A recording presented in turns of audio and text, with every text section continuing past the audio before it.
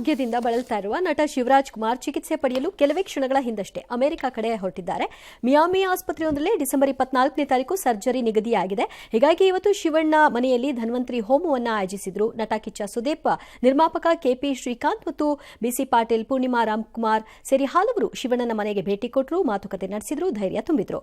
ಶಿವಣ್ಣನನ್ನ ನೋಡಲು ಅವರ ಅಭಿಮಾನಿಗಳು ಸಹ ಬಂದಿದ್ರು. ಎಲ್ಲರಿಂದಲೂ ನಟ ಶಿವಣ್ಣ ನಗುತ್ತಲೇ ಹಾರೈಕೆಯನ್ನ ಪಡ್ಕೊಂಡ್ರು. ನಂತರ ಪತ್ನಿ ಪುತ್ರಿ ಜೊತೆ ನಟ ಶಿವಣ್ಣ ತೆರಳಿದ್ದಾರೆ. ಚಿಕ್ಕ ಮಗುವೊಂದನ್ನ ಆ ಸಂದರ್ಭದಲ್ಲಿ ಏರ್ಪೋರ್ಟ್ನಲ್ಲಿ ಮುದ್ದಾಡಿದ್ದಾರೆ. ಅಭಿಮಾನಿಗಳತ್ತ ಕೈಬೀಸಿ ಏರ್ಪೋರ್ಟ್ ಒಳಹೊಕ್ಕರು. ಇದೇ ವೇಳೆ ಅಭಿಮಾನಿಗಳ ಪ್ರೀತಿಗೆ ಶಿವಣ್ಣ ಭಾವುಕರಾದರು. ಹೋಗ್ತಿದ್ದೀವಲ್ಲ, ಎಲ್ಲರೂ ಫ್ಯಾನ್ ಅಭಿಮಾನಿಗಳಿದ್ದಾರೆ. ಚೂರು ಅಂತ ಒಂಥರ ಒಂದು 5 ವೀಕ್ಸ್ ಅಂದ್ರೆ ಆಲ್ಮೋಸ್ಟ್ 35 ದಿವಸ ಅಂದ್ರೆ ಒಂದು ಸ್ವಲ್ಪ ಊರಿನ ಮನೆಯಿಂದ ಆಚೆ ಇರ್ತೀವಿ. ಜನವರಿ 25th ಫ್ಲೈಟ್ ಅಲ್ಲಿಂದ 26th ಇರ್ತೀನಿ ನಾನು. ನಮಗೆ ಒಂದು ಸ್ವಲ್ಪ ಎಮೋಷನ್ ಆಗ್ತಿದೆ. ಬೇರೆ ಎಲ್ಲ ಸ್ಟಾರ್ಸ್ ಅಭಿಮಾನಿಗಳದ್ದು ಆಶೀರ್ವಾದ ಇದೆ. ಅವ್ರು ಇವತ್ತವರೆಗೂ ಕುಗ್ಗಿಲ್ಲ, ಕುಗ್ಗೋದು ಇಲ್ಲ. ಪಕ್ಕದಲ್ಲಿ ಒಂದು ದೊಡ್ಡ ಶಕ್ತಿ ಗೀತಕ, ಇಂಥವರೆಲ್ಲ ಜೊತೆಗಿರ್ಬೇಕಾದ್ರೆ it's a very positive thing. Let he will fight it. And ನಮಗೆ ನೋಡಿ ಅವ್ರ ಮುಖ ನೋಡ್ತಾರೆ, ಇನ್ನೂ ನಕ್ಕಿ ಡ್ಯಾನ್ಸ್ ಮಾಡಿ ಎಲ್ಲದು. So he will fight it man. So there is nothing that ನಾನೇನು ಅದ್ರ ಬಗ್ಗೆ ನನಗೆ ಡೌಟ್ ಇಲ್ಲ. So he is somebody who will fight. ಈಗ ಅವರು ಶಸ್ತ್ರಚಿಕಿತ್ಸೆಗೆ ಅಮೆರಿಕಾಗೆ ಹೋಗ್ತಾ ಇದ್ದಾರೆ. 330 ಕೋಟಿ ದೇವರುಗಳ ಪರವಾಗಿ ದೇವರ ಆಶೀರ್ವಾದ ಅವ್ರ ತಲೆ ಮೇಲಿರಲಿ. 6.5 ಕೋಟಿ ಕನ್ನಡಿಗರ ಆಶೀರ್ವಾದನೂ ಅವ್ರ ಮೇಲಿರುತ್ತೆ. ಅವರು ಯಶಸ್ವಿಯಾಗಿ ಕನ್ನಡ ಚಿತ್ರರಂಗನ ಉತ್ತುಂಗಕ್ಕೆ ಏರಿಸಬೇಕು ಅನ್ನೋದು ನಮ್ಮ ಆಸೆ. ಇಲ್ಲ, ಒಳ್ಳೇದಾಗತ್ತೆ. Because I feel we must be in safe ಹ್ಯಾಂಡಲ್ಲಿ. ಹಾಗಾಗಿ ಅದು ಒಳ್ಳೇದಾಗತ್ತೆ. ಮತ್ತು ಕೆಲವು ಚಿಕಿತ್ಸೆಗಳು ಮತ್ತು ಶಸ್ತ್ರಚಿಕಿತ್ಸೆ ಆದ ತಕ್ಷಣ ಏನೋ ಅಪಾಯ ಆಗ್ಬಿಡುತ್ತೆ ಅಂತಲೇ ಪರಿಭಾವಿಸ್ಬೇಕಾಗೇನಿಲ್ಲ. ಹಲವಾರು ಸಾಧ್ಯವೇ ಇಲ್ಲವೇನೋ ಚಿಕಿತ್ಸೆ ಅನ್ನೋ ಕಡೆಯಲ್ಲೂ ಮಿರಾಕ್ಯುಲಸ್ಲಿ ಚಿಕಿತ್ಸೆಗಳಿವೆ. ಮತ್ತು ಈಗ ಅವರು ತೆಗೆದುಕೊಳ್ಳಬೇಕಾದ ಚಿಕಿತ್ಸಾ ಕ್ಷೇತ್ರದಲ್ಲೂ ವಿಪರೀತವಾದಂತಹ ಅಧ್ಯಯನಗಳು ಮತ್ತು ಸಂಶೋಧನೆಗಳು ನಡೆದಿವೆ ಈಗ.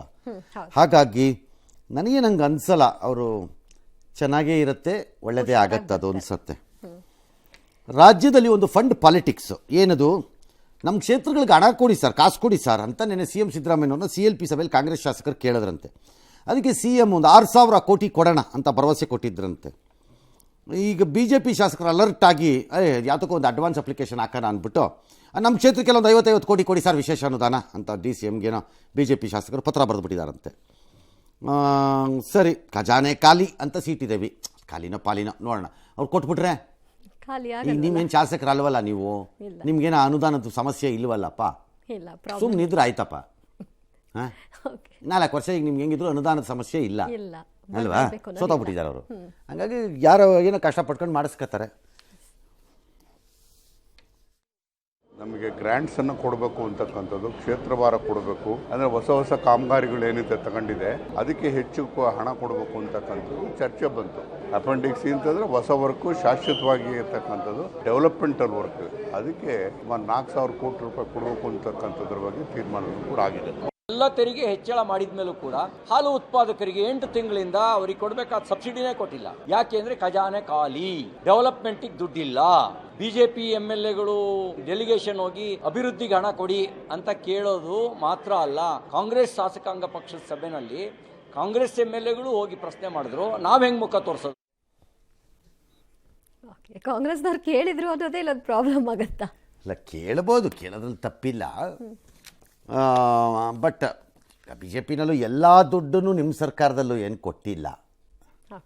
ನೀನು ನಿಮ್ಮ ಸರ್ಕಾರದಲ್ಲಿ ಕೇಳಿದ್ದಕ್ಕೆಲ್ಲ ಏನಪ್ಪ ನೀನು ಫೋನೇ ಮಾಡಿಲ್ಲ, ದುಡ್ಡೇ ಕೇಳಿ ತಗೋ ನೀನೊಂದು 50 ಇಟ್ಕ ಅಂತ ಕೊಟ್ಟಿದ್ದಾರಾ? ಅಲ್ಲೂ ಇರಲಿಲ್ಲ, ಅದು ಪ್ರಶ್ನೆ ಬೇರೆ. ಇವ್ರ ಪರಿಸ್ಥಿತಿ ಇನ್ನಷ್ಟು ವಿಕೋಪಕ್ಕೆ ಹೋಗಿದೆ ಅಷ್ಟೇ. ಹಾಗಿದ್ದಾಗ I don't know from where the honourable chief minister will get 6,000 crores ಅಂತ ನನಗೆ ಗೊತ್ತಿಲ್ಲ.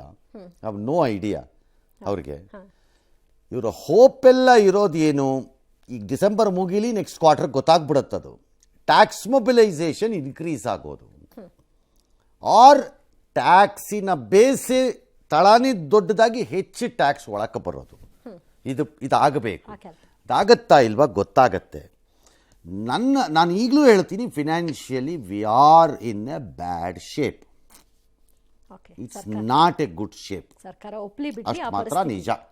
ಅದು ಎಕನಾಮಿಕ್ಸ್ ನಾವೇನು ಮಾಡೋಕ್ಕಾಗಲ್ಲ. ಇವರು ಒಪ್ತಾರೆ, ಇವ್ರು ಕೋಪ ಮಾಡ್ಕೊತಾರೆ, ಬೇಜಾರು ಮಾಡ್ಕೊತಾರೆ ಅಂತ ಹೇಳದೇ ಇರೋಕ್ಕಾಗಲ್ಲ. ಅದನ್ನ we are in a bad shape, ಅಷ್ಟು ಮಾತ್ರ ನಿಜ. ಎಸ್, ಬ್ಯಾಡ್ ಶೇಪ್ ಅಲ್ಲದೆ ಇದ್ದರೆ BMTC ಕೊಡಬೇಕಾಗಿರೋ ದುಡ್ಡು ಯಾಕೆ ಉಳಿಯತ್ತೆ ಅವಾಗ? ಸಾರಿಗೆ ಡಿಪಾರ್ಟ್ಮೆಂಟ್ಗೆ ಯಾವುದೋ ಶಕ್ತಿ ಯೋಜನೆಗೆ ಏನಕ್ಕೆ ನೌಕರರ ಮುಷ್ಕರ ಕೊಟ್ಬಿಡ್ಬೋದಲ್ಲಪ್ಪ ತಗೊಳ್ಳಿ ಅಂತ